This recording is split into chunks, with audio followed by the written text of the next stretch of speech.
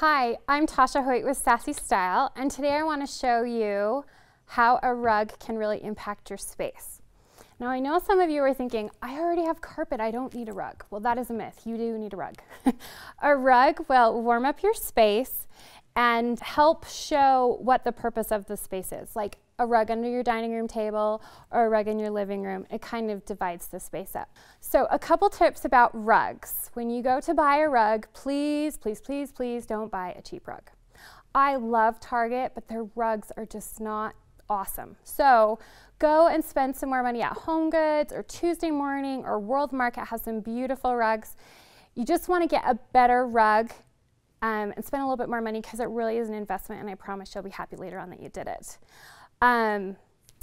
If you have a rug in your space and there's nothing anchoring the rug, say there's no couch leg or a table or a chair on it, it tends to look floating, so it doesn't have a purpose. Like in this picture right here, you can see that the rug is floating.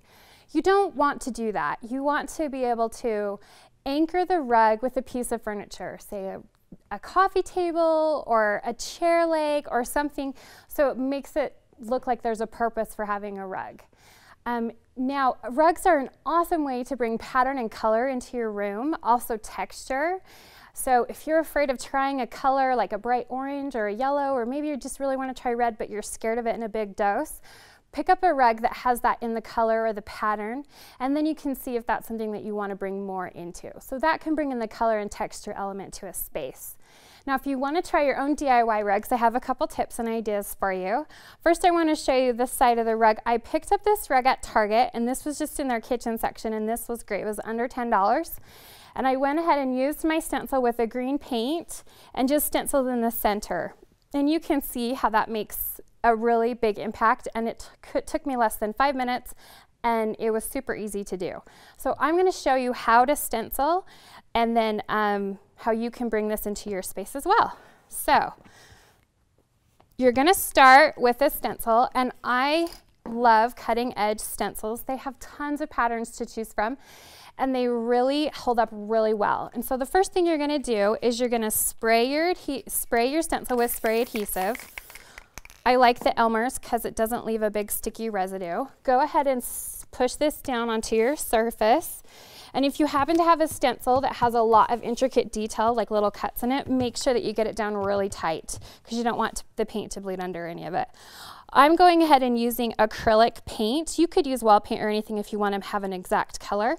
When you're stenciling on a textured piece, like as a rug or a curtain or something, you want to make sure you go in an up and down motion. So I have a stencil brush, and you're just going to dab it like this. You don't want to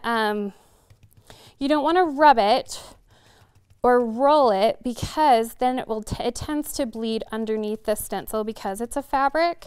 So you just want to stipple up and down and up and down. And if you don't have a stencil brush, no worries, you can go ahead and use a sponge brush. Okay, so then you're going to carefully take the stencil off. And you can see with little effort and time, you can really have an impact in your space with a homemade rug. So I hope you'll try a rug today, look at your space in a different light, and I promise you'll like the space better.